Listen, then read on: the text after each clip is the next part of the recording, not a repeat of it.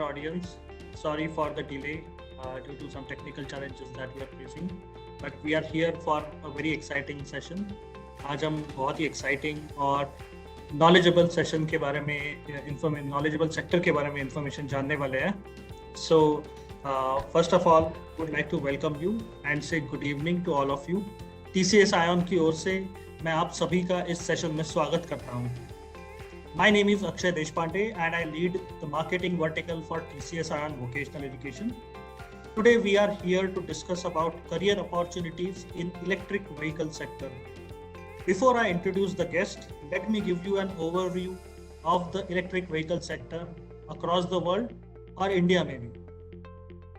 First electrical carriage 1830 के दशक में बनाया गया था और पहला इलेक्ट्रिक ऑटोमोबाइल 1891 में यूनाइटेड स्टेट्स में बनाया गया था. इलेक्ट्रिक व्हीकल्स अगले 2 दशकों में दुनिया भर में पर्यावरण और इकोनॉमी को बदलने में एक महत्वपूर्ण भूमिका निभाएंगे. अभी भारत में इलेक्ट्रिक व्हीकल मार्केट का प्रवेश केवल 1% है और उसमें से 95% सेल्स इलेक्ट्रिक 2 व्हीलर्स की है.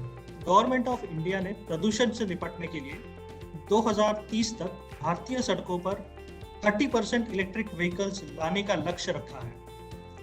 India stands to benefit on many fronts because of this. It has relative abundance of renewable energy resources and availability of skilled manpower in technology and manufacturing sectors. Ministry of Skill Development and Entrepreneurship के अनुमान के मुताबिक 2030 तक सिर्फ electric vehicle industry 1 crore jobs निर्माण करेगी. इस session में हम इलेक्ट्रिक व्हीकल करियर के बारे की संभावनाओं के बारे में बात करने के लिए एक एक्सपर्ट को आमंत्रित किया है. We welcome you mister Avinash Kumar Singh. Thank you, Akshay.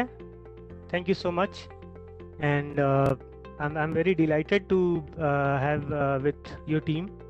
So, please start. Yeah, sure. Before I proceed, I will just introduce Mr. Avinash. Avinash DIY Guru के founder और CEO है.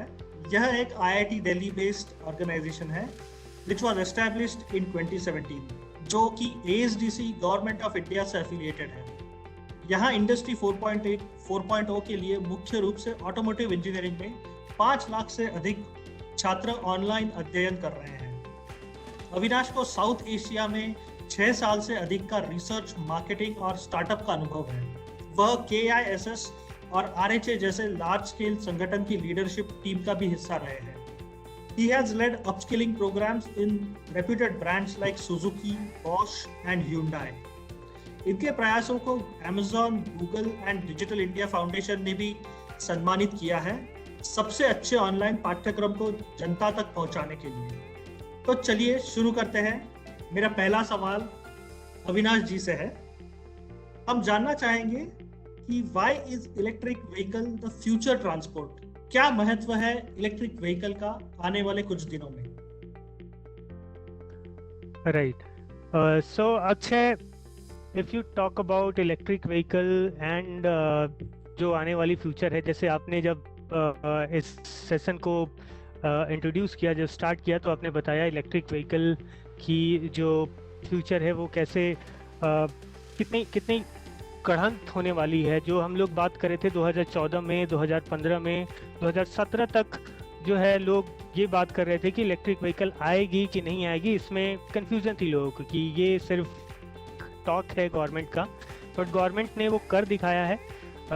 सिर्फ चार्जिंग इंफ्रास्ट्रक्चर में ही नहीं, खास करके आप देखो कि जो अभी इंसेंटिव उन्होंने दी है from government of India to electric vehicle manufacturers, that has pushed a lot. अभी लॉकडाउन के चलते थोड़ा सा स्लो डाउन हुआ है, लेकिन ये पूरी की पूरी आप जो फ्यूचर देखोगे 2030 तक हम लोग 30% जो अपना पूरा ऑटोमोबाइल मार्केट शेयर है वो इलेक्ट्रिक व्हीकल हो ही जाना है. There is no doubt as such कि जो है इलेक्ट्रिक व्हीकल में कोई भी ये है देयर इज एनी एप्रीहेंशन कि ये नहीं होगा, ये होगा ही होगा. Right, and that we are seeing right now. Great, thank you for a wonderful start.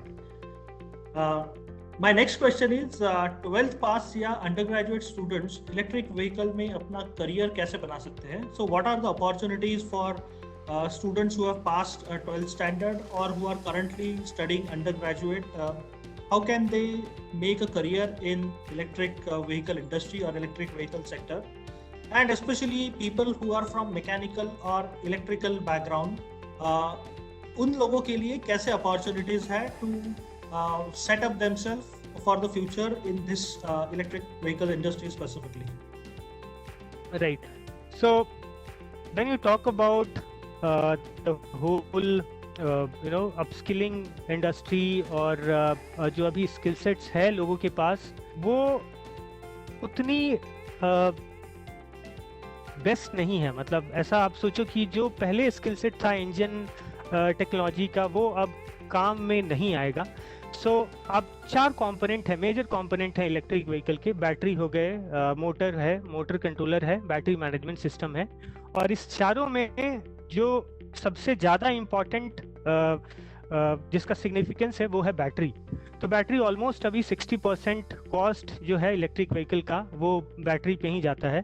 तो बैटरी वाले सेगमेंट में ज़्यादा जॉब्स अवेलेबल हैं और आने वाली भी है. सेगमेंट में बैटरी में आप बैटरी मैनेजमेंट सिस्टम है जो कि पूरा का पूरा आपका डिसाइड करता है कि कैसे करंट का फ्लो होना है, कितना चार्ज होना है, कितना डिस्चार्ज होना है.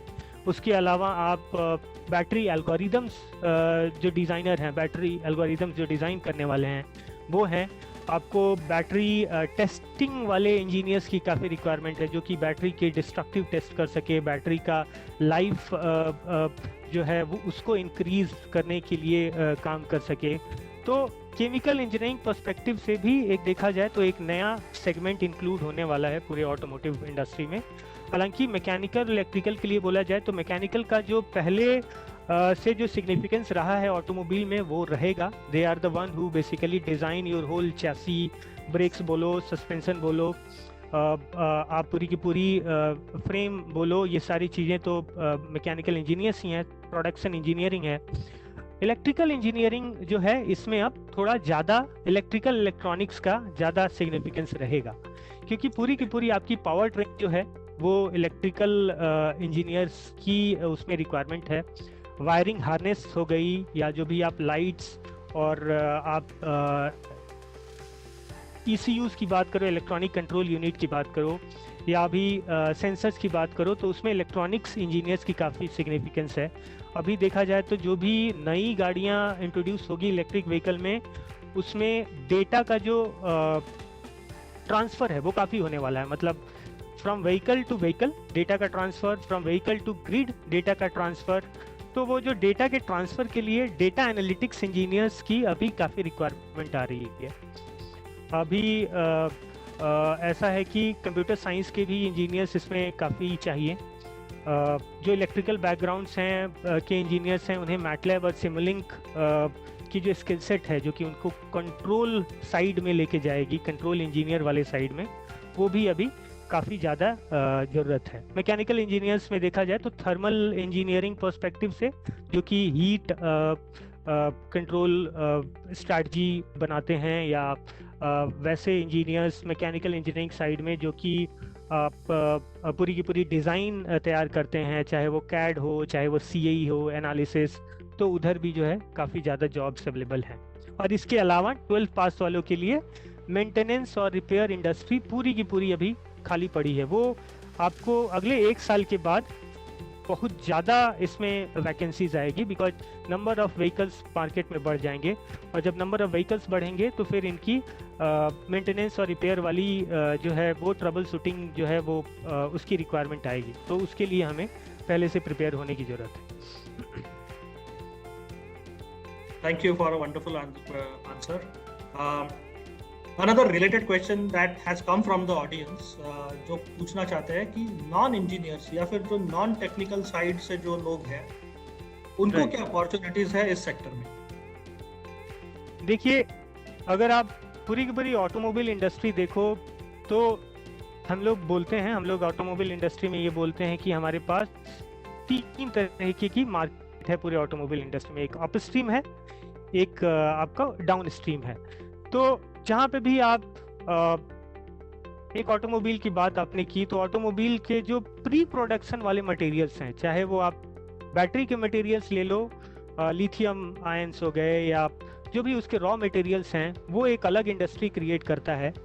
फिर जो है आपको पोस्ट प्रोडक्शन में जो इंडस्ट्रीज आती हैं, चाहे वो बैंकिंग सेक्टर में हो, चाहे वो आपको इंश्योरेंस से रिलेटेड हो, या आफ्टर सेल्स एंड सर्विस वाली सेक्टर है, ये बहुत बड़ी इंडस्ट्री सेक्टर है। तो हम लोग जहाँ पे बात कर रहे हैं प्रोडक्शन, मैन्युफैक्चरिंग, डिज़ाइन की, उसमें हालांकि जो नॉन इंजीनियरिंग बैकग्राउंड वाले लोग हैं नहीं उसमें जा सकते हैं, अगर चाहें तो जा सकते हैं। आई एम जस्ट टॉकिंग कि एक जो अपना स्टैंडर्ड बना हुआ है, अगर उन्हें उतना टेक्निकल चीज़ें नहीं आती है, तो जो नॉन इंजीनियरिंग वाले बैकग्राउंड के लोग हैं 50% तो पोस्ट प्रोडक्शन वाले में चले जाएंगे, जहाँ पे आप बैंकिंग वाली की मैंने बात की, या सेल्स एंड सर्विस वाले सेगमेंट की बात की। तो हमारे पास भी काफ़ी सारे MBA या वैसे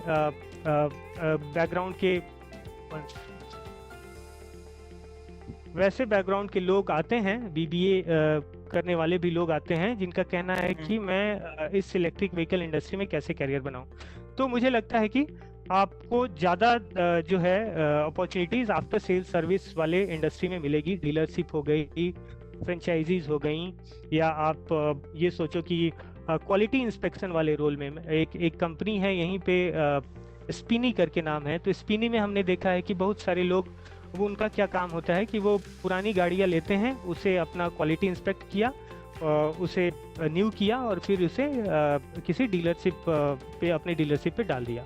तो उस पूरे साइकिल में जो मैंने देखा है कि इंजीनियर की ज़्यादा रिक्वायरमेंट नहीं रहती है, उस वैसे सेगमेंट में भी नॉन इंजीनियरिंग बैकग्राउंड वाले लोग आ सकते हैं। और एंटरप्रेन्योरशिप तो ओपन है। I mean for them they can start a battery manufacturing plant, they just have to go through their business processes. तो इस तरीके की जो अपॉर्चुनिटीज़ हैं। वंडरफुल। एक क्वेश्चन जो है, जो मैं ऑडियंस का लेना चाहूंगा अभी, because I felt it is very relevant right now, is how much time will be taken to see these opportunities? Are these opportunities, मतलब ये अभी अवेलेबल है, और is it going to take a lot of time to in future? Can you give some feedback on that? Opportunities available अभी है। अभी ऐसा कहना कि जो है ये अपॉर्चुनिटीज आनी है, that will be deviating our audience, वैसा हो जाएगा। बिकॉज आप देखो, हर इंडस्ट्री में जो न्यू कमर्स होते हैं उन्हें हमेशा एडवांटेज रहता है। तो आप जितनी जल्दी स्टार्ट करते हैं उतना आपके लिए बेनिफिशियल है। अब बात करो, मैं एक लाइव एग्जांपल देता हूं। अभी हमने एक नया लिया है, और ये कुछ एरिया में है जहाँ पे बगल में पहले से सुपर बाइक वाले रिपेयर सेंटर्स हैं, और कुछ ऐसे भी सेंटर्स हैं जिनका काम है कि जो पुरानी गाड़ियां हैं उन्हें ठीक ठाक करना, तो पॉलिशिंग करना और ये सब। When they basically heard कि हाँ ऐसा करके इलेक्ट्रिक व्हीकल में अपॉर्चुनिटी है, they have now they are thinking to set up something like कि मैं रेट्रोफिटिंग इंडस्ट्री में कैसे एंटर करूँगा, मेरे पास गाड़ियाँ आ रही हैं, उससे मैं डीजल पेट्रोल वाली गाड़ी को इलेक्ट्रिक में कन्वर्ट कर सकता हूँ क्या? और ऐसे बहुत सारे लोग अभी आपको इंडिया में मिल जाएंगे आफ्टर लॉकडाउन स्पेसिफिकली, जो अब चाहते हैं कि मैं कुछ कंट्री को एक ग्रीन एनर्जी की तरफ, एक सेफ इन्वायरमेंट वाले जोन में मैं लेके जाऊं। तो they are all climate conscious kind of लोग हैं, और वो चाहते हैं कि वो या तो एक कोई इलेक्ट्रिक गाड़ी खरीदें। अभी डीजल पेट्रोल की प्राइसेस देखो कितनी ज़्यादा हाई हुई है, वो भी एक रीज़न है। मैंने खुद इलेक्ट्रिक बाइक और इलेक्ट्रिक 4 व्हीलर ले रखी है। मैं जहाँ जाता हूँ मैं वहाँ लगाता हूँ, और 2-4 लोग पहुँच जाते हैं, सर ये आपने कहाँ से ली है, ये कैसे मिलता है, ये कितने में आती है? तो कस्टमर जब हैं तो फिर सब that is what I mean, the demand is there, right? So you just have to meet the supply. So I think the opportunity is already there for everyone. Super. And just to add to your point, what we have also observed that the millennials, the young generation of today is very conscious about environment and the harmful effects of global warming that are happening. So right. consciousness और जो उनका motivation है to take up such initiatives और move to electric और renewable sources is very high. Thank you. Very true, very true. I will move to my next question. कौन से institutes EV में courses कराते हैं और इन इंस्टीट्यूट्स में प्रवेश पाने के लिए एलिजिबिलिटी क्राइटेरिया क्या होता है? I will repeat that in English as well. What institutes do offer courses in electric vehicle sector, and what is the procedure or what is the eligibility criteria to get into these institutes? अच्छा, देखा जाए तो सबसे पहले कोई भी institute की आप बात करो तो ये आती है कि जो जो बंदा चाहता है एडमिशन लेने, उसकी बैकग्राउंड या उसकी एजुकेशनल क्वालिफिकेशन क्या है. तो अभी आप ज़्यादातर देखोगे जिस भी इंस्टीट्यूट्स ने स्टार्ट किया है इस तरीके की कोर्सेज या ट्रेनिंग, वो हायर एंड में स्टार्ट किया है. मतलब ऐसा है कि चलो मास्टर्स कर लिया या एमटेक कर लिया, राइट, पीएचडी कर लिया. जो दो अपने एपेक्स इंस्टीट्यूट हैं इंडिया में, ARAI हैं, ऑटोमोटिव रिसर्च इंस्टीट्यूट, या IIT दिल्ली है, IIT मद्रास है. इन लोगों का जो है ये एक जो लेवल ऑफ एंट्री लेवल वाला जो चीज़ है वो नहीं है. दैट इज़ लाइक कि अच्छा मैंने इंजीनियरिंग कर लिया है, मैं अब डिप्लोमा या कुछ ऐसा करूँगा. तो उस तरीके से देखा जाए तो जो सेगमेंट है जहाँ पे okay I am non engineering guy, I can enter into some institute and take courses like that. बहुत कम ही ऐसे इंस्टीट्यूट्स हैं जो कि अभी स्टार्ट हुई है. हम लोगों ने जैसे स्टार्ट किया, ASDC का जो सर्टिफिकेशन मिला हमें पिछले साल दिसंबर में मिला. और ये तब मिला जिस समय जितनी सारी कंपनीज हैं जो इलेक्ट्रिक व्हीकल मैन्युफैक्चरिंग में इन्वॉल्व हैं, आपकी टाटा है या महिंद्रा है या रेनॉल्ट है, और जो भी टेस्टिंग एजेंसी हैं जो कि गाड़ी को टेस्ट करती हैं, इन सब की एक मीटिंग हुई. और उस मीटिंग में ये फाइनलाइज हुआ कि आखिर करिकुलम रखा क्या जाए. कोर्स करिकुलम जो है वो डिप्लोमा वाले लोगों के लिए, जो लोग नॉन इंजीनियरिंग बैकग्राउंड हैं या जो इंजीनियरिंग वाले लोग हैं उनके लिए क्या कोर्स रखा जाए. तो ये डिसाइड करने में हमें लगभग 2 साल लगा. और 2 साल के बाद जो है अब ASDC के पास पूरी उसको QP पॉइंट जो है वो आई है. हालांकि मैं जहाँ तक जानता हूँ कि आपके TCS आयोन की भी एक पहल जो है इस महीने स्टार्ट होने वाली है इस क्षेत्र में. तो ये सारी चीज़ें जो हैं अभी थोड़ा ग्रोथ करना स्टार्ट हुई है. और अब जो है आपको बहुत सारे इंस्टीट्यूट्स सेम करिकुलम को फॉलो करके और ट्रेनिंग देना स्टार्ट करेंगे. Right. So people like you, TCS ion, और जैसे DIY गुरु है, या कुछ ऐसे भी प्रोफेशनल कंपनीज अभी आई हैं जो स्टार्ट कर रही हैं. तो देखना होगा, मतलब it's all on going process, it will keep on evolving. Wonderful. मेरा अगला सवाल है, भारत और विदेशों में इलेक्ट्रिक व्हीकल के लिए जॉब आउटलुक कैसा है? What is the job outlook for electric vehicle in India as well as out of India? मैं आउट ऑफ इंडिया से थोड़ा स्टार्ट करूंगा, बिकॉज जब हम लोगों ने स्टार्ट किया था उस समय इंडिया में बहुत कम लोग थे जो कि बिलीव कर रहे थे कि मैं कुछ ऐसा ट्रेनिंग लूँ DIY गुरु से. उस समय ये था कि इलेक्ट्रिक व्हीकल आएगा कि नहीं आएगा, वो उस टाइप की कन्फ्यूज़न थी. लेकिन उस टाइम में हमने देखा कि UK साइड में, जिसको हम लोग यूनाइटेड किंगडम UK वाले साइड में, या US साइड में, ब्राज़ील की बात करो, साउथ अफ्रीका की बात करो, यहाँ से हमारे पास काफ़ी सारे स्टूडेंट्स आते थे. और इन्हें जो है ये पता था कि हाँ हमारे यहाँ इलेक्ट्रिक व्हीकल की पेनिट्रेशन होने वाली है. They started taking courses, and what we saw is that they are basically control engineers थे. ये पूरा का पूरा कंट्रोल और एल्गोरिदम वाले इंजीनियर्स थे. कुछ ऐसे भी थे जिन्होंने बैटरी मैनेजमेंट की हमारे यहाँ ट्रेनिंग की, और कुछ ऐसे भी थे जो CAD और CAE, जो इसको एनालिसिस वाले साइड में जिन्होंने ट्रेनिंग ली. बट ये सारी की सारी सॉफ्ट स्किल्स वाली ट्रेनिंग थी.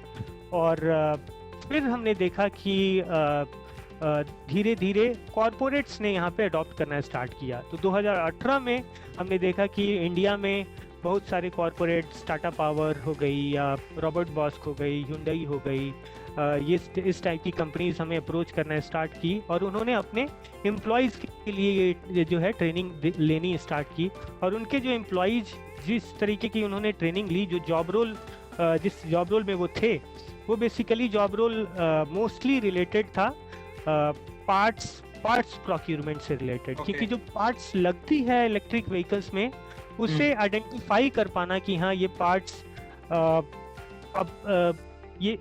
ये परफेक्ट असेंबली होगा कि नहीं। अब मतलब मैं ऐसे बोलूँ कि मेरे पास बैटरी किसी और कॉन्फ़िगरेशन का है और मोटर किसी और कॉन्फ़िगरेशन का है, तो वो एक प्रॉपर सिस्टम नहीं बन सकता है। तो for the whole system integration मुझे पता होना चाहिए कि मेरे 240 वोल्ट बैटरी के लिए मेरे पास BLDC मोटर की ये पावर चाहिए, और मुझे इतनी जो है व्हीकल की पावर मेंटेन रखनी है।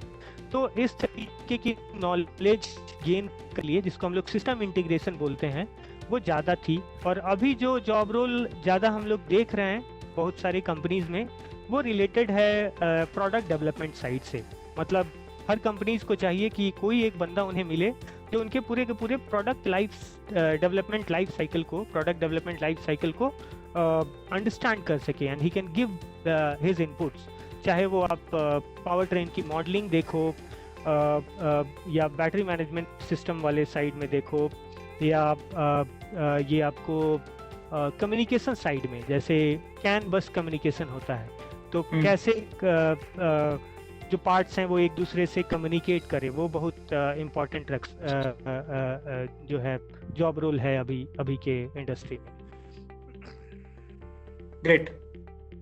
माय नेक्स्ट क्वेश्चन इज कौन सी top companies electric vehicle sector में हायर कर रहे हैं for both technical as well as non technical professionals, और वो क्या सैलरीज, रोल्स या पोजीशंस ऑफर करते हैं? I will repeat that in English. Which are the top companies that are hiring in this electric vehicle sector in India, and what are the salaries, roles and positions that these companies are currently offering? सबसे पहले देखा जाए India में, तो जो भी बाहर की कंपनी थी, जैसे आप मर्सिडीज बेंज की बात करो, तो मर्सिडीज बेंज ने सबसे पहले जो है ये रिक्वायरमेंट डाला था कि आप जो है electric vehicle, we need electric vehicle engineer who has this sort of skill sets. और उनके जो रिक्वायरमेंट्स थे उनको हमने देख के अपना पूरा का पूरा करिकुलम बनाया था। और फिर हमने देखा कि जो सिमिलर टाइप ऑफ कंपनीज हैं, जो कि बड़ी कंपनीज हैं, चाहे वो महिंद्रा इलेक्ट्रिक मोबिलिटी हो, चाहे वो टाटा मोटर्स हो, इस टाइप की जो कंपनीज हैं, वो मोस्टली जो इलेक्ट्रॉनिक साइड में उन्होंने ज़्यादा हायरिंग की है। मैकेनिकल इंजीनियर्स तो इनके पास पहले से ही थे, because they were already working in IC engine driven automobiles. तो इलेक्ट्रॉनिक्स में ज़्यादा इनका रिक्वायरमेंट रहा है। आप स्टार्टअप की तरफ देखोगे, जैसे स्टार्टअप्स जो भी अभी आई हैं, एथर आई हो, ओला आई हो, या सिंपल एनर्जी आई हो, इन सारे स्टार्टअप्स में वैरायटी ऑफ ओपनिंग्स हैं, राइट। और इन सारे स्टार्टअप्स का जो आप मोस्टली इनटेक जो है वो कंट्रोल साइड में है, और आपका पावर ट्रेन इंजीनियर साइड में है। इलेक्ट्रॉनिक साइड में देखा जाए तो कुछ पर्टिकुलर स्किल सेट्स वाले इंजीनियर्स हायर करते हैं। मैटलैब, सिमुलिंक, इस टाइप के सॉफ्टवेयर्स की तो मतलब एक ऐसा समझ लो, इट्स अ बेंचमार्किंग सॉफ्टवेयर की होना ही, स्किल सेट होना ही चाहिए बंदे को। डिज़ाइनिंग साइड में है। और इनकी सैलरीज़ की बात की जाए तो हमने जो देखा है, जो एंट्री लेवल के जो भी इंजीनियर्स हैं, जो अभी फ्रेशर्स हैं, या जो अभी जिन्होंने काफ़ी अच्छा प्रोजेक्ट किया है या कुछ ऐसा रिसर्च वाला काम किया है अपने कॉलेज में, और उसे वो एग्जिबिट करते हैं, वो ऑलमोस्ट 30-40K पर मंथ से स्टार्टिंग है। और जो एक्सपीरियंस प्रोफेशनल हैं, जिनकी 5 years down the lane experience है, वो 1.52 लाख इंडिया में उनकी सैलरी है। हमारे कुछ ऐसे स्टूडेंट्स हैं जिन्होंने कनाडा ज्वाइन किया है, तो कनाडा में they are getting somewhere around 4-5 lakh का पर मंथ का उनका पैकेज है। दुबई में कुछ हमारे स्टूडेंट्स गए हैं, उनका भी कुछ यहीं 2.34 लाख का पैकेज है। तो ये जो है, ये अभी इंडस्ट्री में हमने देखा है जो basic salary packages. Thank you. I'll take one question from the audience. This question is coming from Kiran Kumar. The question is, I will just read out. Does India have the correct infrastructure to build the electric vehicles? Because we are importing lots of tools and parts and main parts from other countries. Talking about the whole India will not justify this question because अपनी ज़्यादा आबादी तो गांव में ही रहती है और गांव में अभी ये चीज़ नहीं हो पाएगा. मतलब we have to wait for like 2035-40 तक वेट करना पड़ेगा. बट मेट्रोज़ की बात करें, दिल्ली की बात करें, बेंगलोर की बात करें, हैदराबाद की बात करें, पुणे की बात करें, भुवनेश्वर हो गया, टीयर 2 और टीयर 1 सिटीज़ जो हैं वो हो चुकी हैं. ऑलमोस्ट 70% जो इलेक्ट्रिक चार्जिंग इंफ्रास्ट्रक्चर है वो रेडी है. और जो सेकंड फेज है अपना, जिसमें 2022 से लेके 2025 तक जो चार्जिंग इंफ्रास्ट्रक्चर का सेटअप होने वाला है इंडिया में, वो ऑलमोस्ट कवर कर देगा 100% टीयर 1, टीयर 2, टीयर 3. तो जो रेस्ट जो अपनी बचेगी, जो भी सिटीज़ हैं, उन्हें थोड़ा टाइम लगेगा बिकॉज वो अडॉप्टेशन भी जो है वो कम है वहाँ के लोगों में. बट आई थिंक गांव में भी मैंने देखा है, मैं खुद ही गांव से बिलोंग करता हूँ. मैं जब छुट्टियों में गया था तो वहाँ पे भी मैंने देखा कि लोग इलेक्ट्रिक जो 3 व्हीलर रिक्शा है उसको काफ़ी यूज़ कर रहे हैं and they are charging it using their own home charging. तो वो चीज़ है. अगर इलेक्ट्रिसिटी है तो जो छोटे कैपेसिटी के जो व्हीकल्स हैं, इलेक्ट्रिक व्हीकल्स, उनके लिए कोई दिक्कत नहीं है. लेकिन जब आप 4 व्हीलर्स की बात करोगे तो उसके लिए हमें एक प्रॉपर चार्जिंग इंफ्रास्ट्रक्चर की जरूरत है. Okay, wonderful. I'll come to my next question. What is the future of electric vehicle industry in India and what are the main challenges that you see? I'll repeat that in Hindi. Electric vehicles का क्या भविष्य है India में और electric vehicle industry किन मुख्य चुनौतियों का सामना कर रहे हैं? देखिए, अगर फ्यूचर की बात करें खास करके इंडिया में, तो ये मैंने स्टार्ट में ही बोला कि फ्यूचर जो है वो बहुत ही प्रॉमिसिंग दिख रहा है. खास करके गवर्नमेंट जो है वो ज़्यादा सपोर्ट कर रही है. कल ही नितिन गडकरी का एक टॉक था कि वी हैव टू सब्सिडाइज मोर. अभी और भी सब्सिडी देने की बात चल रही है कि मतलब इलेक्ट्रिक व्हीकल आना ही चाहिए रोड पे. तो देखा जाए तो 2030 तक आप देखेंगे, मतलब ऐसा होगा कि हर 10 गाड़ियों में लगभग 3 से 4 गाड़ियां आपकी इलेक्ट्रिक व्हीकल होंगी ही होंगी. और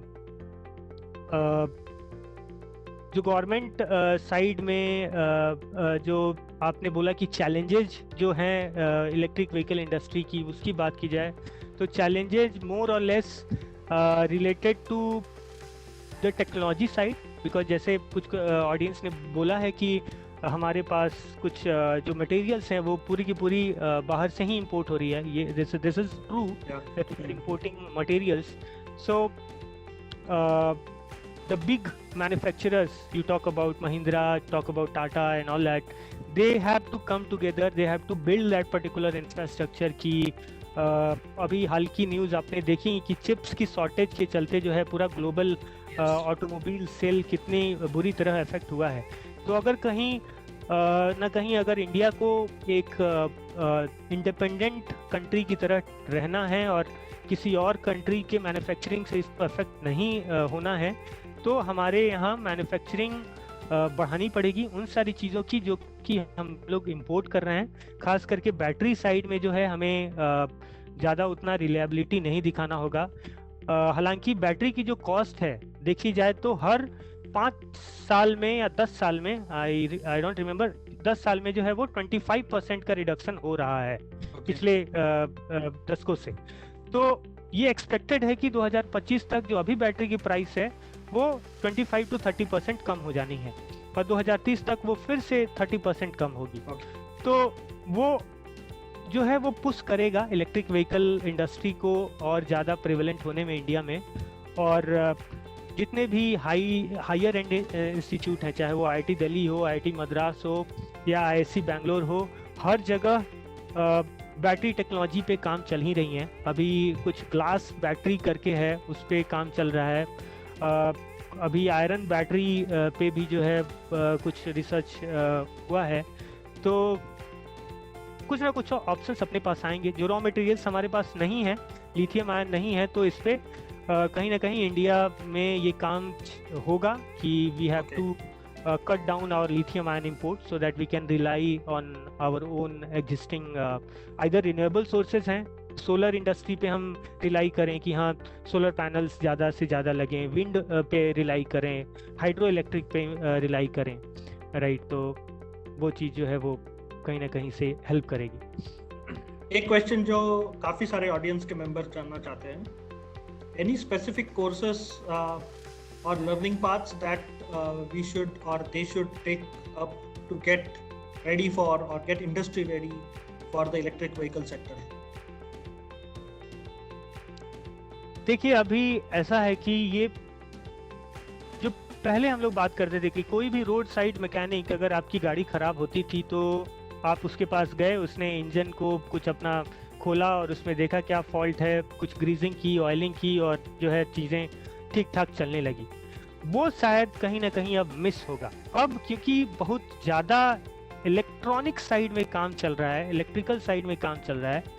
तो सबको ज़रूरी है कि वो अपना जो बेसिक कॉन्सेप्ट है, चाहे वो इलेक्ट्रिकल का हो, इलेक्ट्रॉनिक का हो, जो आप 12th में पढ़ते हो, जो आप 10th में पढ़ते हो, उसे थोड़ा अच्छे से पढ़ो। फिजिक्स पे अपनी अच्छी पकड़ बनाओ। और जब ये रहेगी, जब आपकी बेसिक फिजिक्स क्लियर रहेगी, आपका इलेक्ट्रोमैग्नेटिक इंडक्शन का चैप्टर है, आपका साउंड वाइब्रेशन का चैप्टर है, आपका पूरा करंट का चैप्टर है, बिकॉज यहाँ पे 240 300 वोल्ट तक की करंट की यहाँ पे जो है गाड़ियों में रहती है। तो सेफ्टी साइड में बहुत सारा काम रहता है। मैंने सेफ्टी वाला part I miss that, but safety में भी जो है बहुत ज़्यादा अपॉर्चुनिटीज़ अभी है, बिकॉज जो भी इलेक्ट्रिक व्हीकल्स हैं, अप्लायंसेज हैं, वो पूरी की पूरी डीसी करंट पे चल रही हैं, और डीसी करंट जो है काफ़ी डेंजरस होता है। तो इसके चलते जो है आपको करंट हैंडलिंग जो होता है, DC current, high voltage DC current safety जो है वो जानने की ज़रूरत है। प्रोफेशनल साइड में आओगे कि मैंने जो है फिजिक्स तो पढ़ ली है, मेरे पास वो क्लियर है, मैं कहीं कोई ऐसा कोर्स करूं, तो आप कुछ डिप्लोमा सॉर्ट ऑफ कोर्सेज कर सकते हो। अभी हम लोगों ने ASDC से जो कोर्स अप्रूव करवाया है वो है नैनो डिग्री कोर्स है। वो उन लोगों के लिए है जो कि एकदम से बिगिनर्स हैं और जो रिसर्च एंड डेवलपमेंट साइड में ज़्यादा इंटरेस्ट रखते हैं, मैन्युफैक्चरिंग साइड में या प्रोडक्ट डेवलपमेंट साइड में।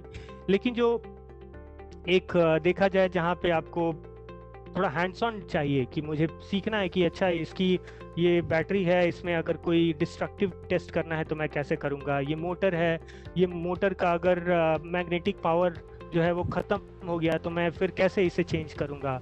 तो उसके लिए आपको ऐसे इंस्टीट्यूट को पकड़ना है या ऐसे कोर्सेज देखने हैं जो कि ये सारी चीज़ें भी आपको कराते हों, जो थोड़ी हैंड्स ऑन दिखाते हों कि हाँ मैं जो है अंडरस्टैंड कर सकूँ। तो कोर्सेज साइड में अभी आप गूगल करो, आपको काफ़ी चीज़ें मिल जाएंगी, but diploma sort of courses या TCS आयन के पास कुछ कोर्सेज हैं, DIY गुरु हम लोग के पास कोर्सेज अवेलेबल हैं, तो उधर आप देख सकते हो। IIT मद्रास ने अभी कोर्स एक लॉन्च किया हुआ है, स्वयं करके एक प्लेटफॉर्म है, उस पर आप अपनी बेसिक अंडरस्टैंडिंग जो है उससे अंडरस्टैंड कर सकते हो। वहाँ पे पूरी की पूरी थ्योरेटिकल नॉलेज आपको मिल जाएगी। लेकिन जहाँ पे थोड़ा बहुत मैटलैब पे प्रैक्टिस करना है या सिमुलिंग पे प्रैक्टिस करना है तो उसके लिए आपको स्पेसिफिक इंस्टीट्यूट्स को पकड़ने की ज़रूरत है। एंड ये जो सारे आपने कोर्सेज अभी बताए, आर दीज थियोरेटिकल कोर्सेज और इसमें practical examples, hands on learning का भी उपयोग किया जाता है? जो हम लोगों ने नैनो डिग्री का कोर्स अप्रूव किया है उसमें हमने हैंड्स ऑन ट्रेनिंग भी रखी है और थ्योरेटिकल भी रखा है, साथ साथ मॉडलिंग सिमुलेशन वाली। ये थोड़ी 6 महीने की कोर्स है, लॉन्ग कोर्स है। कुछ ऐसे भी कोर्स हैं जो थ्योरेटिकल हैं, जो माने कि कुछ लोग ऐसे हैं जो बाहर हैं जो साउथ अफ्रीका में है या किसी दूसरे फॉरेन कंट्री में है, तो उनके लिए हमने पूरा का पूरा जो है कोई हैंड्स ऑन ट्रेनिंग नहीं रखा है, वो वैसे है। तो ये है, ये वैरायटी है depending on audience. Next question I'll take from audience is from Yash Chawda.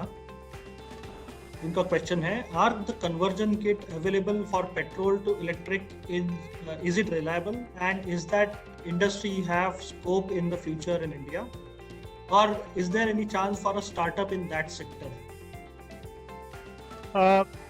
इसे हम लोग अपने भाषा में रेट्रोफिटिंग करते हैं, रेट्रोफिटिंग बोलते हैं। तो जो रेट्रोफिटिंग वाली चीज़ है वो अब देखोगे अभी इंडिया में ज़्यादा नहीं है, लेकिन ये बहुत जल्दी आने वाला है। जो भी 2-3 कंपनीज हैं जो अभी रेट्रोफिट कर रही हैं और जिनकी रेट्रोफिट किट अप्रूव हुई है, बिकॉज रेट्रोफिट किट बनाना बहुत बड़ी बात नहीं है, वो किट को अप्रूव करवाना जो है उससे बहुत टाइम लगता है। आप ज़्यादातर देखोगे कि ये किट की अप्रूवल जो होती है वो 2 या 3 टेस्टिंग सेंटर्स हैं। एक तो अपना ARAI पुणे है और एक ICAT दिल्ली है। तो यहाँ पे आपने जो है पूरी की पूरी किट बना दी, कन्वर्जन किट, और उसे आपने भेज दिया अप्रूवल के लिए। हो सकता है कि 1 साल भी लग जाए, 1.5 साल भी लग जाए, कभी कभी ज़्यादा टाइम लगता है, बिकॉज काफ़ी सारे चेंजेस आपको करने पड़ते हैं। तो देखा जाए तो जो कंपनीज अपना रेट्रोफिटिंग किट अप्रूव करवा चुकी हैं वो काफ़ी अच्छे से काम कर रही हैं। कंपनीज हैं जैसे हैदराबाद में ई-ट्रायो है। मैं यहाँ दिल्ली में कल जो है मैं मूव कर रहा था और आई सॉ कि ई-ट्रायो के ट्रक्स मैंने देखे, तो वो लोग ट्रक्स को भी कन्वर्ट कर रहे हैं। तो that is good. I mean Hyderabad की कंपनी अगर दिल्ली के बसेस को कन्वर्ट कर रही है, that means they are doing good. और जहाँ तक बात की जाए कि इसकी अपॉर्चुनिटीज़ फ्यूचर में, तो अभी जो अपने व्हीकल स्क्रैपेज पॉलिसी आई है फरवरी 5 में, राइट, जो कि जिसने बताया कि जितने भी गाड़ियाँ जो पुराने हैं उसे एक फिटनेस टेस्टिंग सेंटर में जाना है, उससे फिटनेस सर्टिफिकेट लेना है। तो कहीं ना कहीं लोग ऐसे भी देखेंगे कि अच्छा चलो, मेरी अगर गाड़ी फिट नहीं है, मेरी अगर गाड़ी BS3 है, BS4 है, थोड़ी पुरानी है, तो मैं इसे क्यों ना रेट्रोफिट करवा लूँ, राइट। थोड़ा सा प्रॉब्लम ये है इस इंडस्ट्री में अभी कि रेट्रोफिटिंग किट की जो कॉस्ट है ना वो ही कुछ ज़्यादा है, वो 3-4 लाख 5 लाख तक की भी जाती है। लोग थोड़ा सा हिचकते हैं कि मैं इतना पैसा क्यों इन्वेस्ट करूं, अगर मतलब इतने पैसे में तो मैं एक नई गाड़ी खरीद लूँगा, राइट। बट मैंने जैसे बताया कि जैसे टाइम ये आ रहा है 2023-24 आ रहा है, वैसे वैसे किट की भी कॉस्ट घटेगी, बैटरी की कॉस्ट घटेगी, मोटर की कॉस्ट घटेगी। अपने यहाँ मैन्युफैक्चरिंग के सेटअप होने वाले हैं इंडिया में, तो उसके चलते कंपोनेंट्स की कॉस्ट घटेगी। तो ये अपॉर्चुनिटी तो it's a very vast opportunity, very expendable. Okay, I'll take the last question from the audience.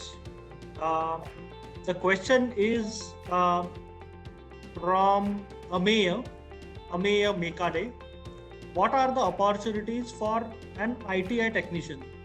जो let's say अगर hierarchy में अगर देखा जाए, they have just started their technical education, somebody who has completed ITI, उनके लिए क्या opportunities हैं? ITI की आप बात करोगे तो मैंने देखा है अभी जो भी ITI कॉलेजेस हैं उनके पास जो क्या बोलते हैं उसको, वो कुछ एक सब्जेक्ट लेते हैं, और जो सब्जेक्ट्स बच्चे लेते हैं ITI में वो पुराना जो अभी है, मतलब वो डीजल से होता है, कुछ अपना डीजल फिटिंग ऐसा करके होता है। तो कुछ ITIs तो अपग्रेड कर रही हैं। अगर ऐसे भी है कि आप इलेक्ट्रिकल से हो, इलेक्ट्रॉनिक्स से हो, और अगर आप किसी ITI कॉलेज में पढ़ाई कर रहे हो, तो मैं बोलूँगा अभी सबसे अच्छा चीज़ होगा कि आप थोड़ा बहुत एक्सपेरिमेंट करो, आप कुछ प्रैक्टिकल करो, अपने कॉलेज में ही करो, अपने कॉलेज के अथॉरिटी से बात करो, और हो सके तो कोई एक पुरानी अपनी एक गाड़ी ले ली, 2 व्हीलर गाड़ी ले ली, कोई पल्सर ले ली, और पल्सर को जो है आप कन्वर्ट करो, उसे आप हैंड्स ऑन करो, देखो वहाँ पे कि कन्वर्ट करने में क्या कॉस्ट मेरा लग रहा है, मैं कन्वर्ट कर पा रहा हूँ कि नहीं, मैं बैटरी का अरेंजमेंट, मोटर कितने पावर का आना चाहिए, ये थोड़ा बहुत जो है वो देख लिया, और 20-25 लोग मिल गए और एक छोटा सा प्रोजेक्ट कर लिया। तो इससे क्या है कि जब आप प्रोजेक्ट करोगे, जब इसको एग्जिबिट करोगे, तो कंपनीज भी जो है आपके कॉलेज में अट्रैक्ट होगी, आपके टैलेंट को वो परखेगी कि अच्छा चलो इसने ये काम किया है, ये बंदा ये कन्वर्ट करता है किसी भी पुराने गाड़ी को इलेक्ट्रिकल में, तो उस साइड में जो है आप कर सकते हो। अब बात आई कि कुछ ऐसे भी लोग हैं जो ITI कर चुके हैं, कॉलेज से बाहर हैं, उनके लिए क्या अपॉर्चुनिटीज़ हैं। तो अभी जो डीलरशिप वाले साइड में देखा जाए तो जैसे जो भी इलेक्ट्रिक गाड़ी आई हैं अभी, टाटा टिगोर EV हो या Hyundai कोना हो या आप MG की EV हो, तो इसके जो डीलरशिप वाले सेंटर्स हैं वहाँ पे मैंने देखा है, वहाँ पे मैंने एक चीज़ देखा है कि they need technician, they need someone who can repair, trouble shoot और वैसा करके। तो Yes. वहाँ पे आप की रिक्वायरमेंट हो सकती है, बट अगेन फॉर दैट थोड़ा बहुत आपको जो है ट्रेनिंग लेना जरूरी है, और हो सकता है कि वो centre he training they, but थोड़ा ECU के साथ काम करना आप सीख गए, आपको पता है कि हाँ वायरिंग हार्नेस कैसे मैनेज करना है, लाइटिंग कैसे करनी है, वो सारी चीज़ें जो हैं आप ज़्यादा उस पर ध्यान दें इलेक्ट्रिकल साइड में। Okay. Thank you, Mr. Avinash, for a brilliant and insightful discussion. I would like you to share some key takeaways for the audience.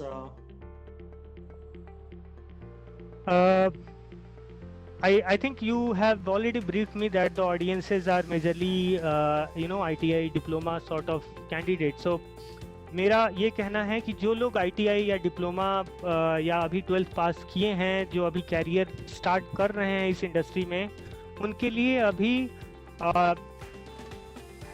थोड़ा बहुत जो है आपको इलेक्ट्रिकल साइड में खास करके DC करंट जो है या जो सेफ्टी साइड में हो गया, उधर आपको ज़्यादा ध्यान देने की ज़रूरत है। आप ऐसा सोचो कि जो भी गाड़ी इलेक्ट्रिक व्हीकल है, इंडिया में तो कभी फ्लड ख़त्म होने वाला नहीं है, तो फ्लडिंग तो रहेगी ही हमेशा। और अभी टाइम है, अभी मैं दिल्ली में, आज दिल्ली में इतनी सारी बारिश हुई है कि गाड़ी के बोनट से ऊपर तक पानी जो है जा रहा है। ये इलेक्ट्रिक व्हीकल के केस में अगर होता है तो वो एक शॉर्ट सर्किट, अगर थोड़ा सा भी कुछ हुआ, जो बैटरी जो आपके बेस में पैनल में रहती है, तो that would be very very catastrophic, right. उसकी मतलब ऐसी होने वाली है कि जो गाड़ी में बंदा बैठा है या जो लोग बैठे हैं उनके लिए ये एक फैटल एक्सीडेंट हो सकता है, राइट। तो ऐसा नहीं कि आप गाड़ी नहीं बनाओ, या मैं ये नहीं बोलता हूँ कि आप जो है छुओ ही मत कोई भी अप्लायंस को, but very safely, because this is the industry which will need, जिसको जरूरत होगी सेफ्टी इंजीनियर्स की, जो चाहेंगे कि कोई भी जो बंदा है जिसने ITI डिप्लोमा किया है, क्योंकि आप ही लोग जो हैं फाइनल में असेंबली करोगे या जो पैकिंग होती है या जो रिपेयर होती है वो सारी चीज़ें करोगे, तो आपको करंट के साथ खेलना है, और ये बहुत ही डेंजरस चीज़ है। तो आपको ये जानना जरूरी है कि मैं जो भी करंट आ रहा है उससे मैं कैसे मैनेज करूँगा, मेरी जो वायर हार्नेस है वो कैसे प्रॉपर फिटमेंट हो वायर हार्नेस का, और इसके लिए जो है आपको थोड़ा बहुत बेसिक नॉलेज जो है उसे एक्वायर करने की ज़रूरत है। अब वो चीज़ गई जिस समय आपके पास कोई भी थ्योरेटिकल नॉलेज नहीं है और आपने जो है जंप किया और आपने हैंड्स ऑन सीख के सारा चीज़ कर लिया। थोड़ा बहुत आपको थ्योरेटिकल नॉलेज जो होते हैं, basic concept of voltage, current, electrical system, yeah, that's what I was saying कि I mean they need theoretical knowledge also। अभी क्या है कि थोड़ा बहुत आपको ये चीज़ जानने की ज़रूरत है कि हाँ मैं वोल्टेज क्या होते हैं, रेजिस्टेंस क्या है, बैटरी क्या होते हैं, बैटरी में कौन कौन सा रिएक्शन होता है, केमिस्ट्री क्या है बैटरी की। और अभी तो इंटरनेट है, अभी आपके पास यूट्यूब है, अभी आपके पास इतने सारी फैसिलिटीज़ हैं, जाओ आप पढ़ो उसको, चीज़ें को अंडरस्टैंड करो, right. Thank you very much, Avinash sir, for spending valuable time with us as well as the entire audience.